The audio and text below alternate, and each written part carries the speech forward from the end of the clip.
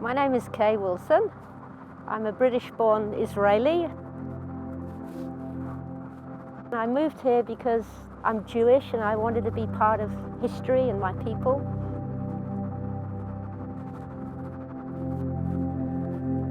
Five years ago, I took a friend who was a Christian tourist and we went for a walk on the beautiful Israel National Trail. Something happened which was so enormous, so tragic. It absolutely changed my life forever.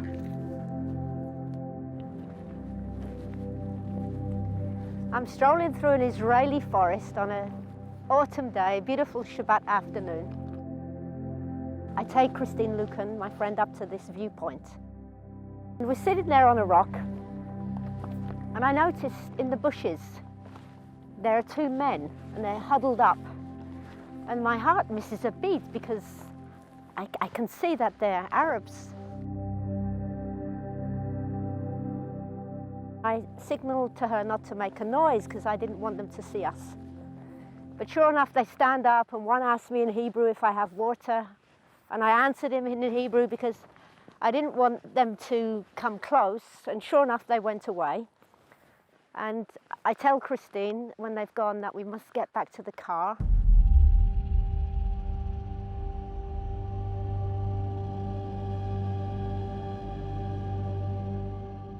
As we're walking, I suddenly hear a scream, and as I try to turn around, one of them pounces on me from behind. He knocks me to the ground, and he takes out from under his coat a machete which is over a foot long, and it's serrated.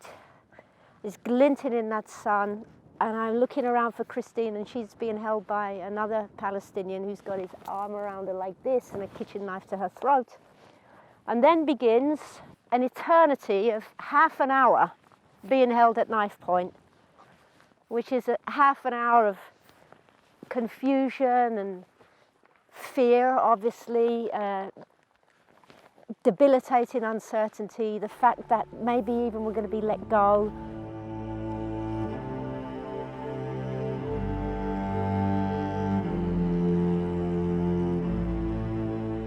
And then the unthinkable happens.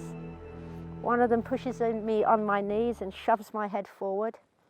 And out of the corner of my eye, I see this light glinting, and it's the sun on his machete, and I prepare myself to be beheaded. And then I hear the forest ring out with the Islamic call of faith, Allahu Akbar, and Christine screams, "Jesus, help me." And the only thing I know to do, that's left to do, is say a prayer. God, please let me live, give me one more chance. And I played dead. I kept my eyes open despite the thumps. And in front of me, like 2 meters away, 5 feet away, I saw the most sacred sight of an innocent woman valiantly struggling but being hacked to death before my eyes.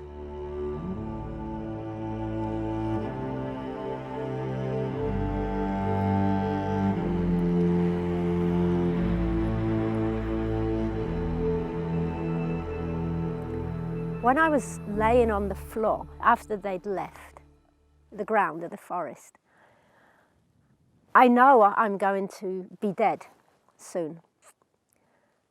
And first of all, I'm in deep, deep shock. And at that particular point, after the stabbing had finished, which was incredibly painful, and that's an understatement, but I think the adrenaline had like flooded my body and I was no longer in pain physically.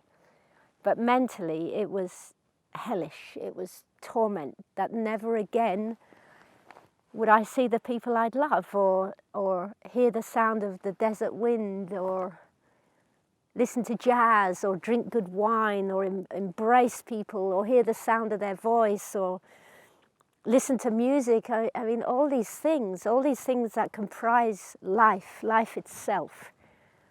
And there was a terrible grief that I wouldn't be a participant in this anymore.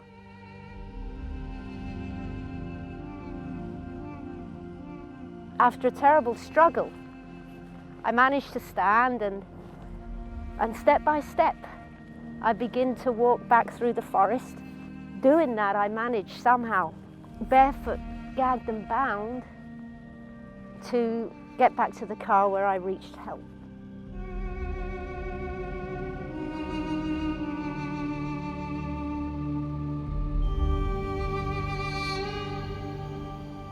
When anybody suffers, we always ask the question, why? But actually we ask, why me? And thanks to amazing Israeli trauma therapy, actually, I've managed to clear my head, you know, like arranging books on the shelf. And I realized that to ask why me is a very self-centered, egocentric question, because bad things happen to thousands of other people in the world. It's not all about me.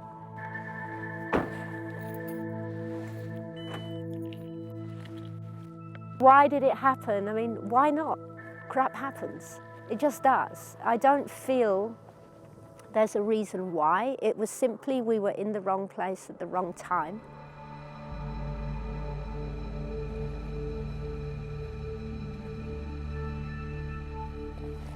I did think after the murder, as I'm laying there, preparing myself to die, I did think about God. And I certainly thought about him the moment the knife plunged into me, because there's something very primal, very innate in human beings, that when we're in trouble, we call out to God. I mean, listening to Christine's prayers and listening to my own hero Israel, it's a cry to the Master of the universe.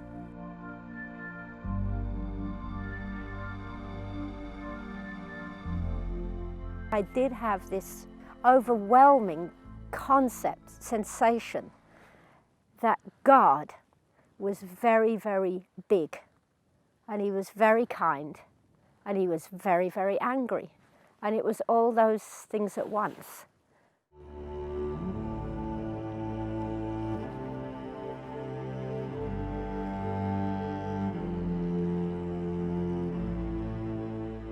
I was pondering the question why two men who were once little boys could grow up and hack at innocent, defenseless women without blinking an eye and smoking a cigarette afterwards. And in court, because I had to face them in court, when asked why they did it, they said, "We want to kill Jews." Christine was a Christian, but they'd murdered her because of mistaken identity.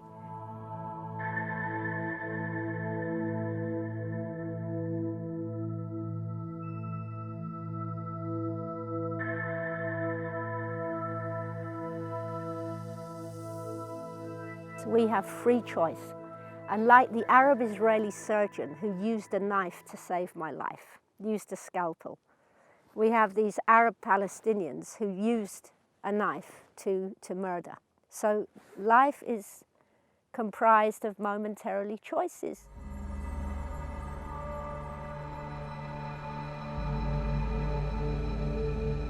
My greatest fear was for me to become like the murderers themselves, you know, this rage, this hatred. And I do feel it's moral to hate evil, okay? And I will do that because that's what impels me to become a peace activist.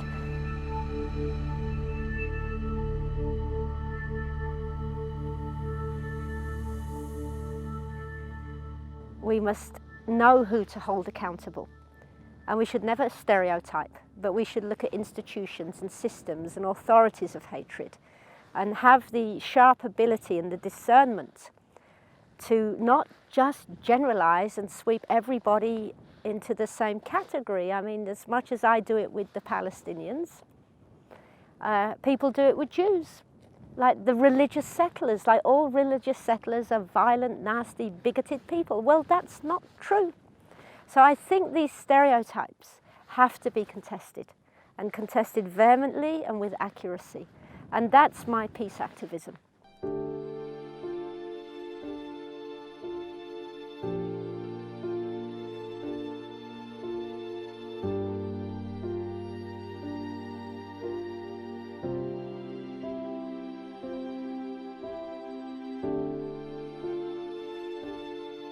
The Western world would do well to actually look at Israel, because it's lighting up really what's happening. And what's happening in my country is a microcosm of what's happening in once Christian Europe.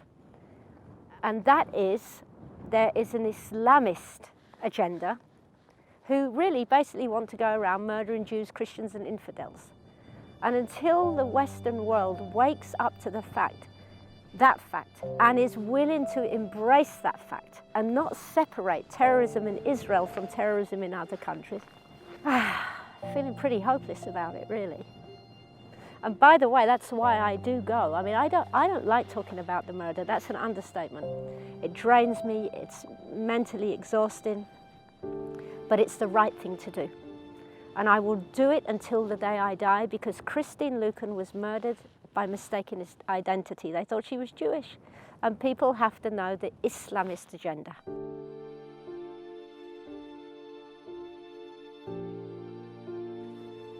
We are living in another historic pogrom, this idea that Jews, again, have to be murdered. And how does it affect everyday life? Well, as you see, I live in the desert. I live in a mixed Arab Jewish town, lovely residents. And it affects my life because I don't want to, but I start to look at people I don't know, Arabs, and I'm thinking maybe they're like this, maybe they're like that. And that's a terrible, but maybe a necessary frame of mind.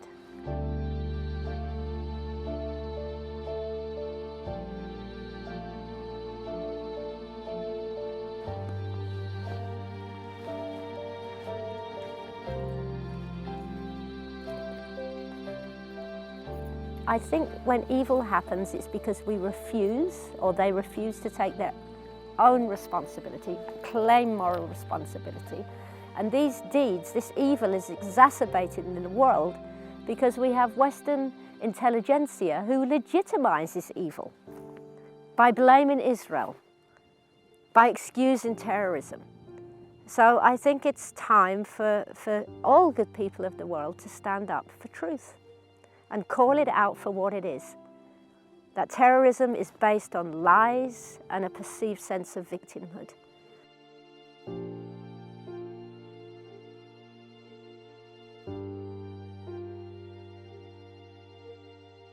What led these murderers to slaughter my friend in cold blood was the incitement in the Palestinian Authority. And incitement is a very sexy word, it's very big, but we need to break it down.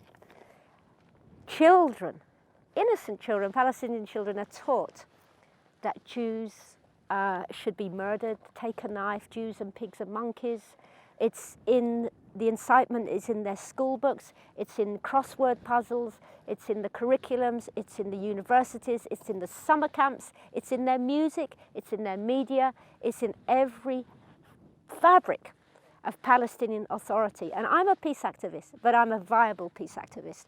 And until that is dealt with, and until people lobby their own Western governments to bring a cessation of this hatred, how on earth can there be peace? They're raising the next generation on hatred. So the Western civilization has a responsibility to stop this stuff, not just for our benefit, but for theirs too.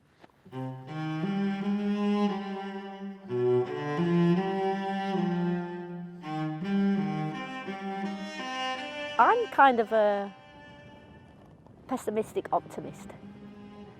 I am hopeful in personal relations as we break down stereotypes and we get to know each other. I'm hopeful if through advocacy work, which many people are doing, the Western media will change their narrative and their Israel bashing. I am hopeful for that. I'm not hopeful until the Palestinians stop their incitement, because it's feeding another generation.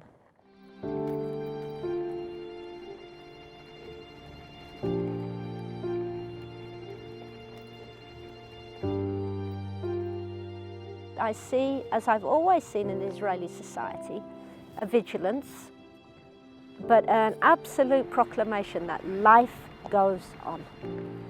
And I've found from personal experience that the best response to terrorism is to choose life and live well.